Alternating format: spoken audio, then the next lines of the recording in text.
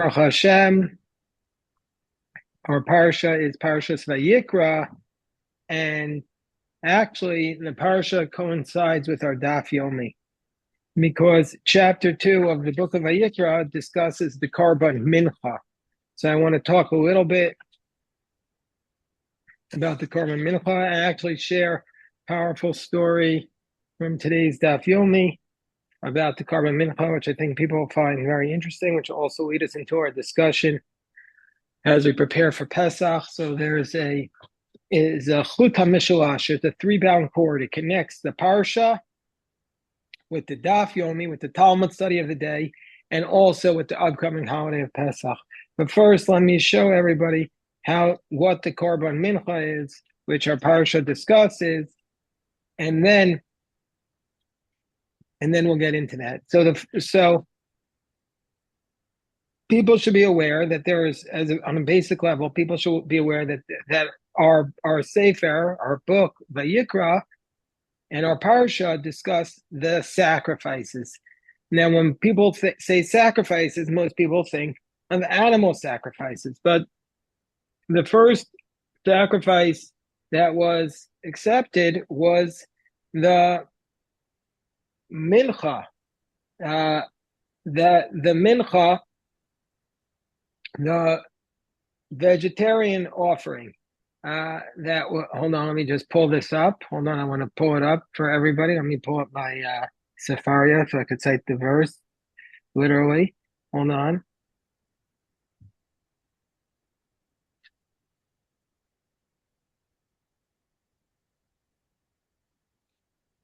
Hold on.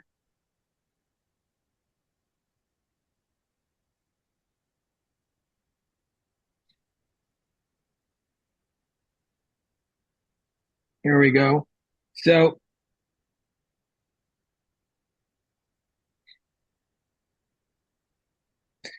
it says in chapter 4, excuse me, it says in chapter 4 that Cain brought from the fruits of the land a mincha la Hashem.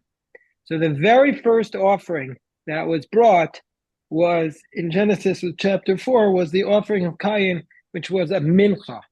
Then Hevel brought also an offering, and Hevel's offering was called,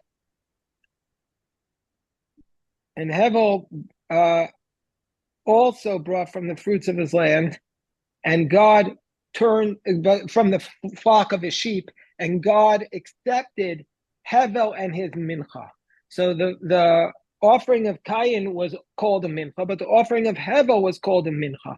So mincha is an offering before Hashem. But in Leviticus, whereas in Genesis and Bereshis, the offerings of both the animal and the vegetarian offering are both called the mincha offering. In Leviticus, the animal offerings are not called the mincha. The animal offerings are just called a korban, whereas in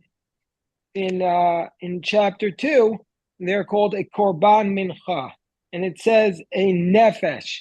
That these vegetarian offerings, so we have the animal offerings, which are the sheep, the goat, or the cow and the calf, or the birds. Those are the animal offerings, but the vegan offerings are in chapter 2. And the vegan offerings are called a nefesh, a soul who brings it. And the reason why it's called a soul, the Talmud in Menachos 104b tells us, why are these offerings introduced? A soul who bring a korban mincha, which is a vegetarian offering to Hashem. Why is it introduced with the word soul? Because God says, Midar kol avi mincha. Who is the one who brings a mincha? An ani, a poor person.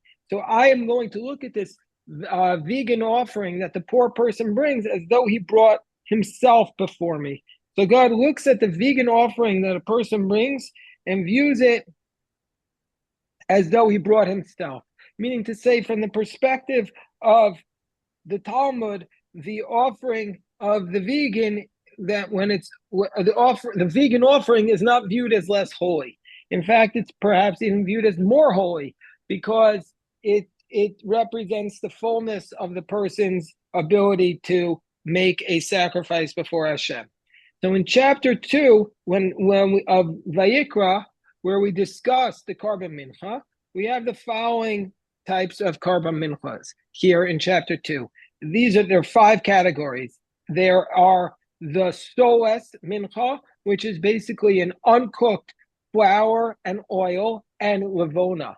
So you put in a specific amount of flour, and you also pour upon it oil, and then you pour upon it the levona. The levona is called a special spice, which today we call frankincense. And then the Aaron and the other Kohanim, after it's put together and mixed, they do an essential aspect. First, actually, what we do is, it says in the Torah that you have to do what's called a hagasha, that the offering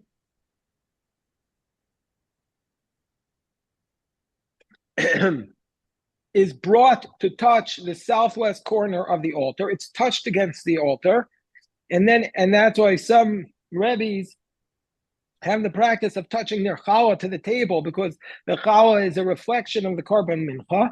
And then after that, a scoop is taken, which is called a kamitza. The Kohen takes his 3 fingers and he scoops out the flour and the oil that's mixed together. He has it in his hand, and then that part is burnt on the altar, and the rest of it is eaten by the Kohen, and the rest of it are eaten by the Kohanim. This is if a regular Jew brings a Korban mincha.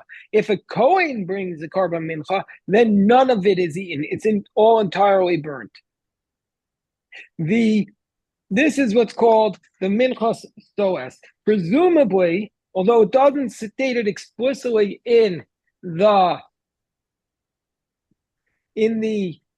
Torah, but the Talmud understands that also water is mixed in, because how can you get a dough if you don't have water? So the Talmud understands that there is dough that is also mixed into this mixture, but this Korban mincha cannot become chametz. This Korban mincha cannot become chametz. And that's a special halacha that it says that in the Torah. Hold on. It's going to say it's matzah. It says v'anoseres ben ha'mincha ha'aron v'anav kodesh kodashim. And it says about the next Korban, the minchas matzah, it says it's matzos bulos bashemen. It has to be matzah. You can't allow it to ferment. So it's not able to become what's called leavened bread. So the Korban mincha that's brought has to be matzah. There's only 2 korbanos that are brought in the Beis HaMikdash, which were allowed to rise and allowed to become chametz. Anybody know which two of those korbanos are? There's only 2 of the sacrifices that are allowed to become chametz. Anybody know? So one is called the 2 loaves of bread, shtei alechem, that are brought on Shavuos, and the other is called when the Thanksgiving offering is brought, the Korban Toda, if a person recovers from illness, or he's saved from a long journey, or he's released from a dangerous situation like prison, then he brings the Korban Toda, and he brings 40 loaves of bread. On general mincha are 10 loaves that are brought, but the Thanksgiving offering is 40 loaves. And these 40 loaves, hold on one second, you had a question, Stanley? Apparently. Yeah, where do you get 40 loaves from? The Torah tells us about 4 different types of loaves, and the Talmud assumes from that there's 10 loaves of each. So that's how we get 40 loaves. And it goes even more than that. The 40 loaves, you have only 1 day and 1 night to eat them. Now you try eating 40 loaves of bread in 1 day and 1 night. It's almost impossible. So therefore, you have to invite all your friends to participate in your Thanksgiving feast. Now, like today, you want to have a Thanksgiving feast, just the 2 of you to say thank you. No, you have to invite all your friends. So, but the Korban mincha generally cannot be matzah, must be matzah. The 2 korbanos that are Thanksgiving that have leaven in them are the Thanksgiving offering and the 2 loaves of bread on Shavuos. The 2 loaves of bread on Shavuos. So, hold on one second. I still don't understand what you're going with. So a lot of it is based upon the Talmud. The Talmud is understanding it and interpreting it. So that's why I said we're able to derive it, because we have the Daf Yomi is studying that now. Hold on one second.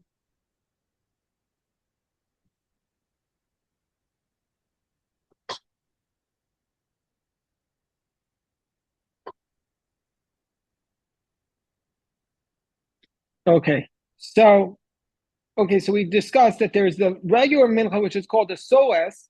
That's a flour and oil, uncooked, and also frankincense. Then there's 2 other types. One is called the minchas machavas, and one is called the minchas marcheshet. Actually, they both have the same ingredients of flour and oil. So there's a question: what are these offerings? The Torah says minchas machavas and minchas marcheshet, and it doesn't describe what they are. So what are they? So this is chapter 2, verse 5. So here, the Talmud actually has a debate about it, about what exactly they are. One opinion in the Talmud is that it gets its name. One opinion in the Talmud is that it gets its name based upon whether it is cooked in a deep pan or in a flat pan. That if it's cooked in a deep pan, we're going to assume that it is a hold on one second. That if it's cooked in a deep pan, we're going to assume that it's the marcheshes, and if it's cooked in a flat pan, we're going to assume that it is a machavas. So that is one opinion in the Talmud. The Talmud has a second opinion. Hold on one second. Let me pull it up from the Mishnah on the top of 63a in Menachos. Hold on one second. Let me quote it exactly.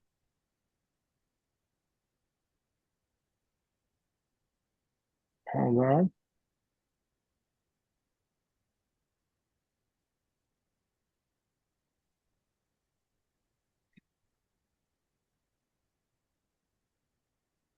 So, all right. So that the Talmud has the other opinion, which is that a machavas has no cover, and the marcheshes has a cover. I'm going to get that right today.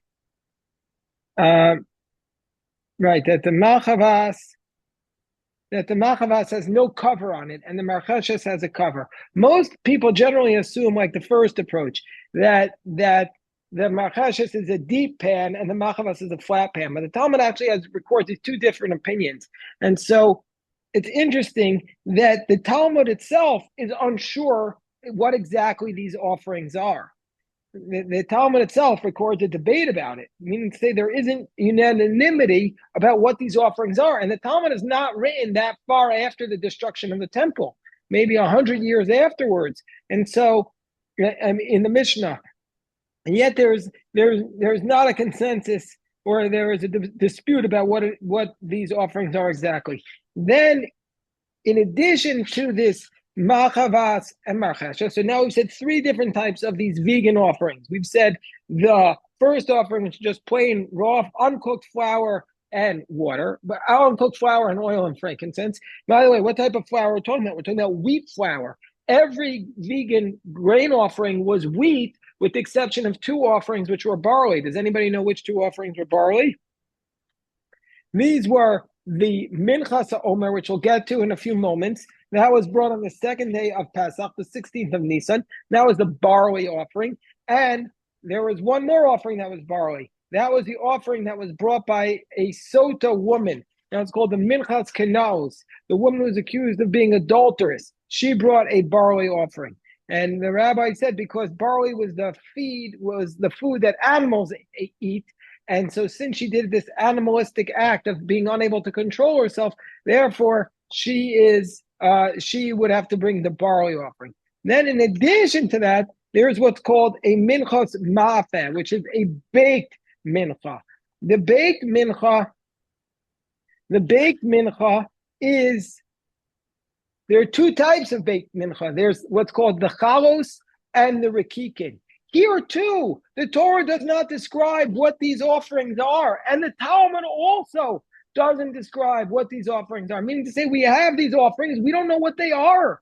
We literally don't know what they are. The commentaries, the medieval commentaries, say that the majority opinion is that the rakikin means that the oil is just on top, and the chalos is the oil is mixed in. But there's another opinion amongst commentators that the chalos is a thick, like we have challah today that's thick, and a rakik is a wafer. But here too, there's a lot of confusion about what exactly just the basic offering itself is. In addition to these 5 types of offerings, there's other offerings that are obligatory, these vegan offerings that are obligatory that need to be brought. So there's what's called the minchas nesachim. And if a person brings an animal as a sacrifice, that usually it's the case that the nesachim accompany it. And the nesachim is this flour and oil offering that accompanies the flour and oil offering, but in that case, it would not have the lavona, the frankincense wouldn't be added to it. That's the minchas nesachim. In addition to that, the Kohen, the first time he served in the temple, he also had to bring this vegan offering, and that was called the minchas chavitin, the minchas chinuch, which is his inaugural offering when he served in the temple for the first time. Whereas the Kohen Gadol had to bring, the high priest had to bring a mincha offering every single day in the morning and in the afternoon, and that would be what's called a minchas chavitin that he had to bring every single day. You had a question, Stanley? No, Carol does. Yes. I don't know. Baruch Hashem. So, in addition to the mincha that the Kohen Gadol brought, there were these communal menachos, and the 2 communal menachos, the 2 communal grain offerings. One was the Korban Omer, and I'd like to talk about that in a moment, and the Shtei Alechem. The Shtei Alechem is brought from wheat, and the Korban Omer is brought from barley. The Shtei Alechem are the 2 loaves of bread that are brought on Shavuos, and until the Shtei Alechem was brought, the wheat, the new wheat was not able to be used for sacrifices in the temple, and the Shtei Alechem was eaten by the Kohanim. And then but before that, there was the Korban Omer, which was the barley offering, which was brought on the 2nd day of Pesach, on the 16th day of Nisan. And until that offering was brought, any grain which was planted after the previous year, the 16th day of Nisan, was not able to be eaten. So this Omer was brought on the 16th day of Nisan, and that allowed all the new grain that was planted from the previous year to finally be eaten. It was the barley offering. This Omer became a huge polemic, a huge fight between the rabbis and the sect of Jews at that time who argued with the rabbis, known as the Baitusim, because it says in the Torah that the Omer offering was supposed to be brought mimacharat Shabbat, from the day after Shabbat, which the rabbis said Shabbat here does not mean Shabbat. It doesn't mean Saturday, but it means the first day of Pesach. It's a little bit of a forced reading. And the Baitusim said that Shabbat means the first day after, the Sunday after the first day of Pesach. So the Baitusim always brought this Omer offering on a Sunday, and the rabbis always brought it on the first day, whatever day happened after Pesach. And as a consequence, that's when you started counting from the day of the Omer. That's when you counted 49 days. And following that was the holiday, which today we call Shavuot. So they would have 2 totally different holidays of Shavuot. And this became the major polemic in the time of the Mishnah in the time of the Second Temple, between the rabbis and the Baitusim, as to when would the Omer be brought. And you can imagine, you say, why? What's the big deal? Well, the whole calendar would be dependent upon this, and also the economy, because would you be able to serve the new grain to the pilgrims? That the Baitusim had to wait a week, whereas the rabbis are saying you're serving it right away. So I'll share with you a couple of the teachings about it from today's Talmud about the Omer offering. So the Talmud says in 63 or 64b, the Talmud says the following, that the mitzvah of the Omer, it was a mitzvah to bring the barley that they would sacrifice from the grain which was closest to Jerusalem. And the Talmud says either because we want to make sure it's the freshest, or because we're concerned that or else because we're concerned that we don't want to pass over a mitzvah. But anyway, then the Talmud says, and here's an interesting story, the Talmud says that one year they brought the Omer from the place called Gagot Srifin. Anybody ever hear of this place, Gagot Srifin? No, it's even back then they didn't hear of it, because what happened, this is the story. This story takes place in the time of the Hasmonean. So we're talking about right after the holiday of Hanukkah, when there were two brothers, Hyrcanus and Aristobulus, and they were in a civil war. Hyrcanus and Aristobulus were in a civil war, and Hyrcanus was outside Jerusalem, and Aristobulus was inside Jerusalem. And every day, even though they were in a civil war, the people, kind of like today, even though there's a war between the Israel and its neighbors, they don't attack the Temple Mount. Everybody's like, that's off limits. Pretty much. The Western Wall and the Temple Mount are so far, Baruch Hashem, been relatively unscathed by missiles. So in those times also, every day Aristobulus would send money down over the wall in a basket, and Hyrcanus's people would send up 2 sheep to bring the daily offering. That's what it says. And they would send up 2 sheep for the daily offering, 1 sheep in the morning and one baby lamb in the afternoon. But there was a Zakinecha, there was a scholar there who knew what the Talmud calls Chachma Yevanit, which we translate as Greek wisdom. But Rashi says it means he knew sign language. Rashi says he knew sign language. So he gave them a sign language, and he said to them, as long as you're going to allow Aristobulus' crew, the people in Jerusalem, to continue to bring the service, to continue to bring a sheep every morning and every afternoon, you're never going to defeat them. So the next day, when Aristobulus sent down money, Hyrcanus' people, because of the advice of this person who spoke to them in Chachma Yevanit, they changed their tactics. And instead of sending up a sheep, they sent up anybody know? They sent up a pig.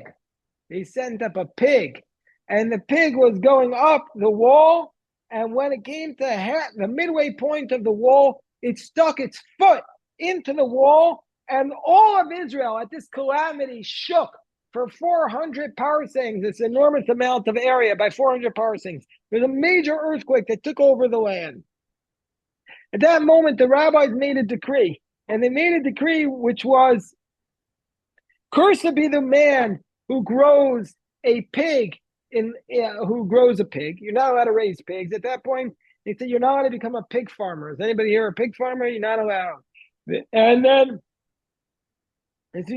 they said you're not allowed to teach your son this Greek wisdom, which was like sign language. You couldn't teach your son that. And at that moment, that was the time, that year, because everything was destroyed, the Omer came from that place called Gagot Srifin. And this is how they got it. There were 2 loaves of bread. How did the Omer come from Gagot Srifin? Because what happened was, they didn't know where to bring the Omer. The Omer that year, because there was this fighting, and the whole land was shaking, they didn't know how to get the Omer offering, this barley offering. So there was a mute man who came, and he put one hand on a roof which is called a gag, and one hand on a tzrif, which was like this conical tent. And the Talmud says Mordechai, which Rashi identifies with the Mordechai of the Book of Esther, which is impossible because the Book of Esther took place around 300 years before the Hasmoneans. So how is the Book of Esther? How is the Book of Esther? How is Mordechai still alive? So that's a whole separate question. But anyway, Mordechai said, well, maybe is there a place called Gagot Tzrifin? Mordechai interpreted his hand language, which is itself so ironic because we just said they put a curse on anybody who does sign language. And here it is, they put this curse on anybody who does sign language, and now this is what he's interpreting. But anyway, that's how that year the Omer was brought from Gagot Tzrifin. This is a very strange story, but this is the story of how the Omer that year was brought. Anyway, that's one story about the mincha of the Omer, the barley offering. Also, this offering was, in addition to this, it was also waved. It was waved, and it was waved in all 6 directions. Hold on one second.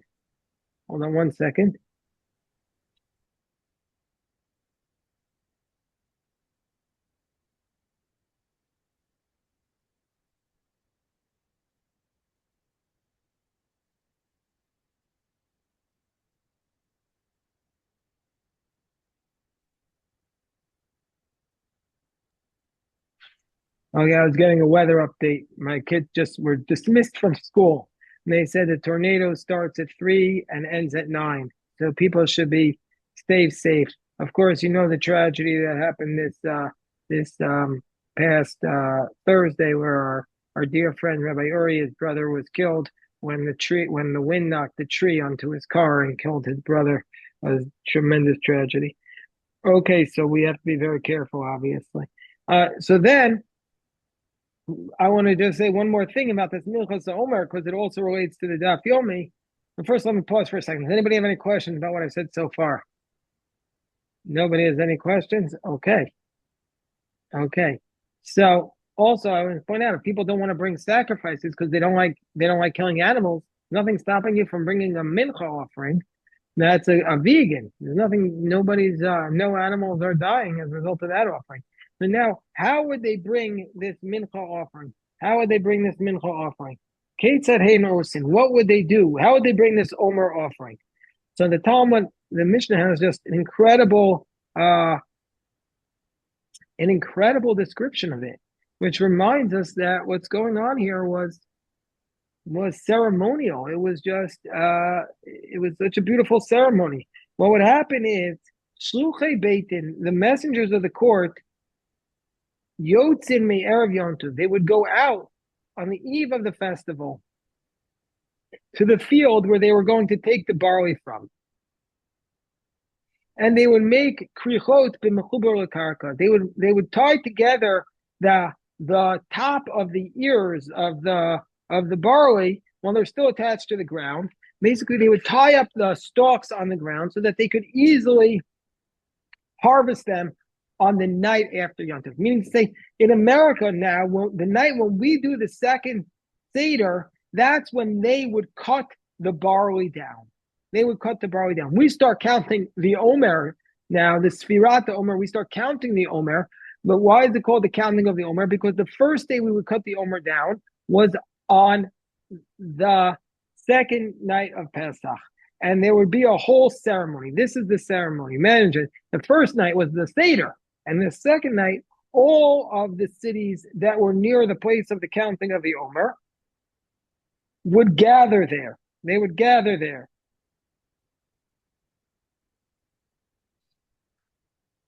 And so that the harvest could be done with a huge asek. It will be a huge gathering. And what's the reason why they made it like this huge ceremony? Because the Baitusim said, you're not supposed to do it that night. The Baitusim were anti-harvesting the Omer that night. And so since the Baitusim were anti it, the rabbis had to prove that it was supposed to be done that night. So they made a huge pomp and circumstance ceremony, and they would have everybody gathering there.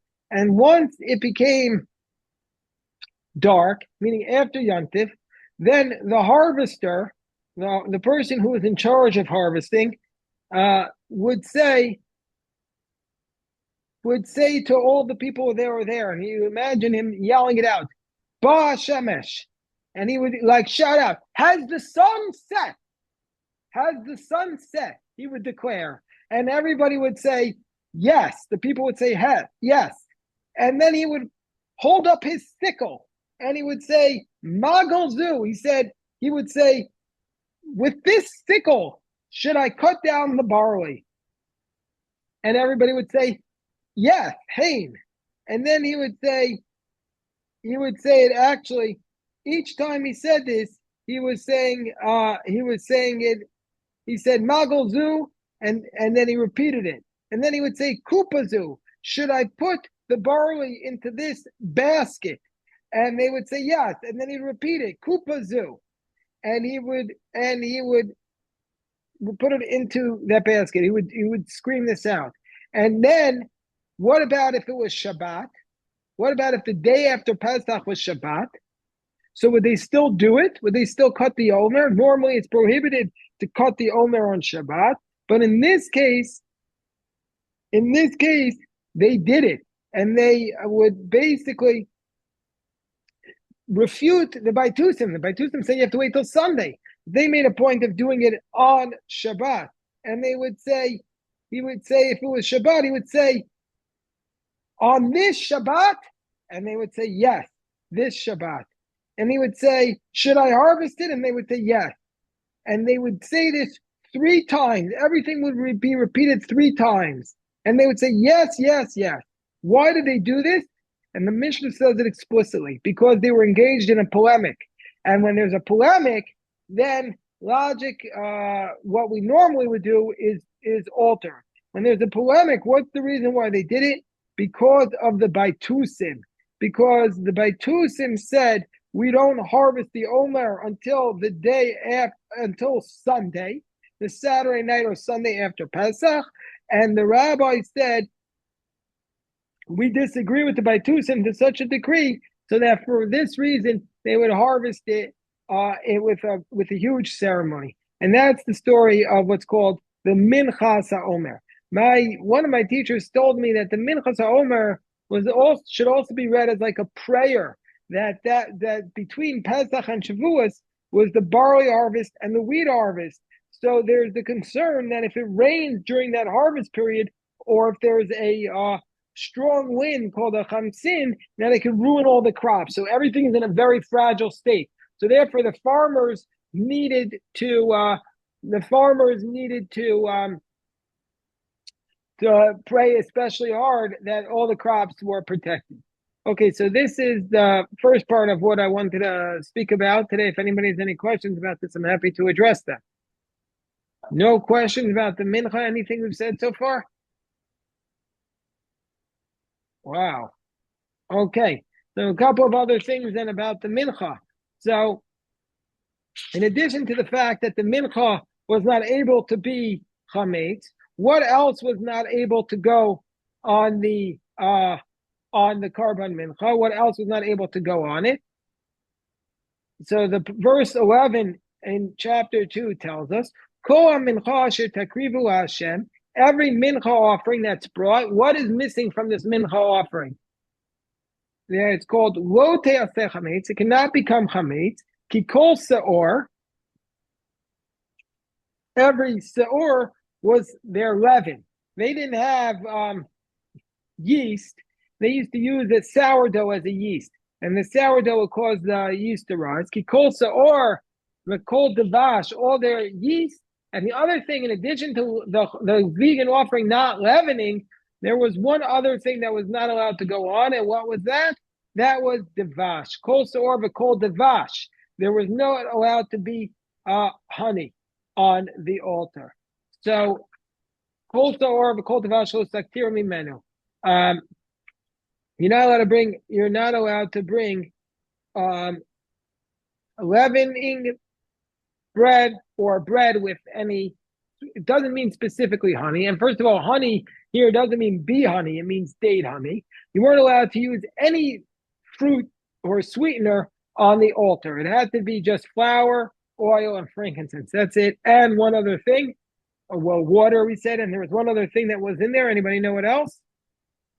Anybody know? Anybody know? You know. I'll give you a hint. Some say that this is the source for a practice that we do today, every Friday night and Shabbat morning. It says, Kol Korban minchatcha, all your vegan offering, b'melach timwach, you shall salt them. Lo tashbit melech berit elokecha. Do not cause the lo tashbit melech berit elokecha me'al minchasecha. Don't break away the salt, which is a covenant of Hashem your God, from your mincha. Rashi says that there was a covenant that was made between God and salt from the 6 days of creation. And Hashem promised them that the salt would go up on the altar and the water would also go up as a libation. When does the water pour as a libation on the altar? Anybody know when? That would be on the holiday of Sukkot. So the fruit, now I said that the fruit was never brought up on the altar, but there is an offering which has the fruit in it. Anybody know what that's called? That is called the bikurim. Those are the first of the fruits, and those fruits had obviously they were fruits, and so therefore they were still brought as a wave in front of the temple. Now, let's talk for a moment about these prohibition of. Let's talk for a moment about this prohibition of making it leaven. Now, let's say something is leaven already. Are you allowed to bake it again? Let's say somebody let the dough rise and now it's bread. Is there a prohibition of baking the bread? Meaning, can you make something chametz after it's already chametz? And this is also relevant to Pesach. And the answer is yes, you can. Hakol modim, says the Talmud, mechametz achar mechametz, that if you cause it to be chametz after it's chametz, then you're going to be liable. Okay, so that's a side point. Now there's another korban mincha which I've not talked about yet, and that's called the mincha of the sinner. The mincha of the sinner, it's called the mincha sote. That's brought in 3 cases where and this is what's called a variable offering. You know that there's a regressive tax rate where if you're wealthy, you pay more taxes. If you're poor, you pay less taxes. So there's 3 korbanos where if you are wealthy, you bring an animal. If you're poor, you bring 2 birds. But if you're dal shabadalim, if you're dirt poor, if you're the poor of the poor, you bring a korban mincha. You bring this vegan offering. And the difference in this vegan offering is that this offering does not have the oil in it. And what's the reason? And the Talmud says, really, we would think that it should have the oil in it, because why should the poor man benefit? Why should the sinner benefit that he gets to save money by not having the oil in it? So he's being rewarded for the fact that he sinned. So therefore, he doesn't have to put in oil in it. Nevertheless, we say that the mincha of the sinner does not have the oil because the oil represents grandeur. How do we know the oil represents grandeur? Because the oil is poured on, we saw this in last week's parsha, the oil is poured on the utensils of the temple as a way of elevating them. Oil rises to the top when it's mixed with water. So this symbolizes grandeur. And yet we say that nevertheless, the sinner, even though he's benefiting by not having to bring the oil with the flour, nevertheless, he does not add oil to his offering. So that's the That's the law of the mincha of the chote. I think I covered all of the korban minchos. I covered the mincha of the woman who sinned. That's a barley offering. The mincha of the sinner. The mincha of the omer. The mincha of the chinuch. The chavitin. Then the 5 types of general mincha plus the mincha nesachim. The 5 types of the mincha soas. The minchas ma'afei tanor baked in the oven, and the marcheshes and the machas. These are the description of all the menachos. Okay. Does anybody have any questions? I'm happy to stop here and address any questions.